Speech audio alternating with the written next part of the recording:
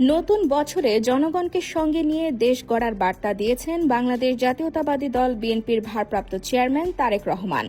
মঙ্গলবার নতুন বছর উপলক্ষে সামাজিক যোগাযোগ মাধ্যম ফেসবুকে একটি পোস্ট করেন তিনি। পোস্টে তারেক রহমান বলেন, আমরা নতুন বছরে বাংলাদেশের জন্য একটি রূপান্তরমূলক অধ্যায় পা রাখছি। আসুন সাম্য, মর্যাদা এবং ন্যায় বিচারের জন্য আমাদের প্রচেষ্টা অব্যাহত রাখি। আমরা এমন একটি জাতি গড়তে আকাঙ্ক্ষা করি যেখানে প্রতিটি নাগরিক গুরুত্বপূর্ণ এবং প্রতিটি কণ্ঠস্বর শোনা যায়। তিনি আরও বলেন, আমরা গণতন্ত্র পুনরুদ্ধার করব, সরকারি প্রতিষ্ঠানগুলো শক্তিশালী করব, অর্থনীতি পুনরুজ্জীবিত করব এবং জনগণের রাজনৈতিক ও অর্থনৈতিক ক্ষমতায়ন নিশ্চিত করব। IBTV USA, new York.